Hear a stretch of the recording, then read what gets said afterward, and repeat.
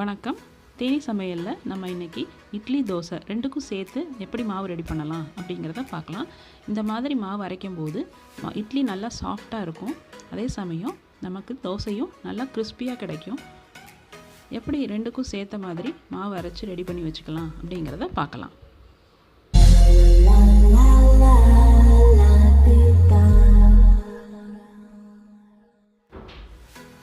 இட்லி அரிசி 2 கப்பு, 4 1 பங்கு உளுந்து, அதாவது அரை கப் உளுந்து எடுத்திருக்கேன். அரை டேபிள் ஸ்பூன் வெந்தயம். உளுந்தையும் வெந்தயத்தையும் சேர்த்து கழுவி ஒன்றா ஊற வச்சிடணும். அரிசியை கழுவி அதை தனியாக ஊற வச்சிடணும். இந்த பொருள் எல்லாம் ஒரு 5 மணி நேரமாவது நல்லா ஊறணும். நல்லா ஊறினதுக்கப்புறமா நம்ம ஒரு கிரைண்டர்லேயோ இல்லை மிக்சிலேயோ நம்ம இப்போ மாவு அரைக்கலாம். இப்போ கிரைண்டரில் கொஞ்சம் கொஞ்சமாக உளுந்தை ஆட் பண்ணிக்கிட்டே வரலாம். உளுந்து ஆட் பண்ணதுக்கப்புறம் மீதம் இருக்கிற தண்ணியை கொஞ்சம் கொஞ்சமாக தெளித்து நம்ம இந்த உளுந்தை அரைக்கணும். முதலையே அதிகமாக தண்ணி ஊற்றக்கூடாது. கொஞ்சம் கொஞ்சமாக தண்ணி விட்டு கையை விட்டு நம்ம உளுந்தை தள்ளி விட்டு அரைக்கணும். இப்படி பண்ணும்போது வால்யூம் கொஞ்சம் கொஞ்சமாக கூடிக்கிட்டே வர்றதை நீங்கள் பார்க்க முடியும். ஒரு ஸ்டேஜில் நல்லா வெண்ணெய் போல் திரண்டு வலுவலுன்னு மாவு வந்துடும். அந்த ஸ்டேஜ் வர்ற வரையும் நம்ம தண்ணி தெளித்து உளுந்து ஆட்டணும். நல்லா அந்த வெண்ணெய் பக்குவம் வந்துருச்சா அப்படின்னு பார்க்குறதுக்கு நம்ம ஒரு கிண்ணத்தில் தண்ணி எடுத்துட்டு அதில் கொஞ்சமாக மாவு எடுத்து அதில் போட்டு பார்க்கணும். அது நல்லா மிதந்து நிற்கும். அந்த மாதிரி இருந்துச்சுன்னா நம்ம சரியான பக்குவத்துக்கு ஆட்டிட்டோன்னு அர்த்தம். இப்போ நம்ம இந்த ஸ்டேஜில் நம்ம மாவை தோண்டிடலாம். முதல்ல உளுந்தை தோண்டி எடுத்துடலாம்.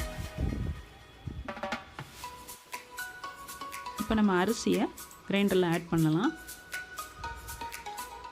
ஆட் பண்ணிட்டு தேவையான அளவு நம்ம தண்ணி சேர்த்துக்கிடணும். மாவு எப்போ கட்டி சேர்கிற மாதிரி தெரியுதோ அந்த ஸ்டேஜில் கொஞ்சம் கொஞ்சமாக தண்ணி தெளிக்கணும்.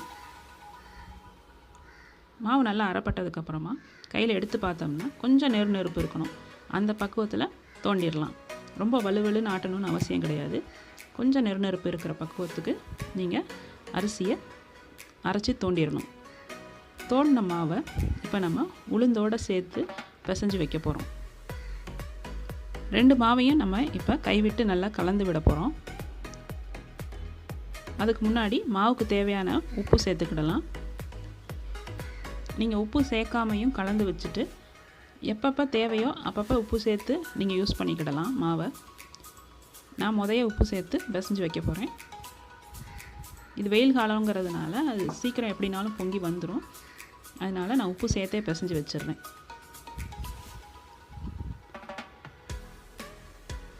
மாவை நல்லா ஒன்று போல் கையை விட்டு பிசைஞ்சிட்டு இதை 2 கிண்ணத்துக்கு நம்ம மாற்றி எடுத்துக்கிடணும்.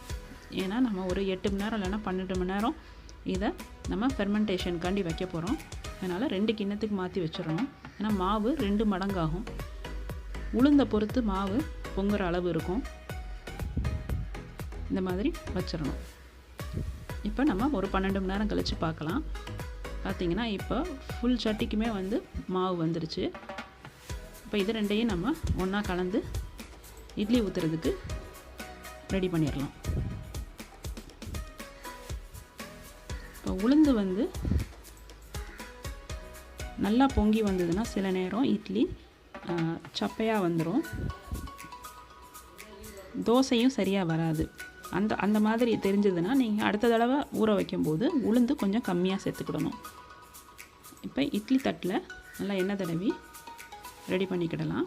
ஹோல்ஸ் உள்ள இட்லி தட்டாக இருந்ததுன்னா நீங்கள் ஈரத்துணி விரித்து நீங்கள் இட்லி ஊற்றலாம். இட்லி ஊற்றுறதுக்கு மாவு கொஞ்சம் கட்டிப்பதமாக தான் இருக்கணும். ரொம்ப தண்ணியாக இருக்கக்கூடாது. அந்த பக்குவத்துக்கு மாவை ரெடி பண்ணி நீங்கள் அந்த குழியில் 3/4 அளவுக்கு தான் இட்லி ஊற்றணும். ஏன்னா கொஞ்சம் அதுக்கப்புறமா வால்யூம் இன்க்ரீஸ் ஆகி வரும். அதனால் நம்ம 3/4 வாசிக்கு ஃபில் பண்ணிவிட்டு ஏற்கனவே இட்லி பானையில் தண்ணி ஊற்றி கொதிக்க வச்சுருக்கேன். அதுக்கப்புறமா இதை உள்ளே வச்சுட்டு நம்ம ஒரு 10 நிமிஷம் வேக விட்டுறணும். வெந்ததுக்கப்புறமா நம்ம ஒரு ஸ்பூனை விட்டு பார்த்தோம்னா ஒட்டாமல் இருக்கும். அந்த பக்குவத்தில் நம்ம எடுத்துடலாம் இட்லியை. உடனே தட்டிலேருந்து இட்லி எடுக்காமல் ஒரு 5 நிமிஷம் விட்டுட்டு அதுக்கப்புறம் எடுத்தோம்னா இட்லி பியாமல் வரும். இப்போ நமக்கு இட்லி ரெடி ஆயிடுச்சு. இட்லி நல்லா சாஃப்டாக பூ போல் வந்திருக்கு. இதே மாவில் அன்றைக்கே தோசை ஊற்றினோம்னா தோசை சரியாக வராது. ஒரு நாள் விட்டுட்டு இல்லை 3ஆவது நாள் தோசை ஊற்றுனீங்கன்னா தோசை நல்லா கிறிஸ்பியாக சூப்பராக வரும். முதல் 2 நாளைக்கு நம்ம இட்லி ஊற்றிக்கிடலாம். 3ஆவது நாள் மாவை வந்து தோசைக்கு யூஸ் பண்ணலாம், இல்லை 2ஆவது நாள் யூஸ் பண்ணலாம். மாவு அப்போ கொஞ்சம் புளிப்பு ஏறிடும், அதனால் தோசை நல்லா வரும். இப்போ இந்த மாதிரி தோசை சட்டியில் மாவை நல்லா இழுத்து விட்டுட்டு எண்ணெய் விட்டுக்கிடலாம். நல்லா எல்லா பக்கமும் நல்லா செவந்து வரும். கிறிஸ்பியாக தோசை வேணும்னா மாவு தடிமனாக இல்லாமல் ஒன்று போல் ஃப்ளாட் பண்ணி விட்டுறணும். பாருங்கள், எல்லா பக்கமும் நல்லா ஒன்று போல் செவந்திருக்கு. எல்லா பக்கமும் நமக்கு ஈஸியாக எடுக்க வரும். இப்போ தோசை ரெடி ஆயிடுச்சு. நீங்களும் ஒரே மாவில் இட்லி தோசை ரெடி பண்ணி உங்கள் ஃபீட்பேக் அனுப்புங்க. சேனலுக்கு மறக்காமல் சப்ஸ்கிரைப் பண்ணுங்கள். இந்த வீடியோ பிடிச்சிருந்தா லைக் பண்ணுங்கள், ஷேர் பண்ணுங்கள். தேங்க்யூ.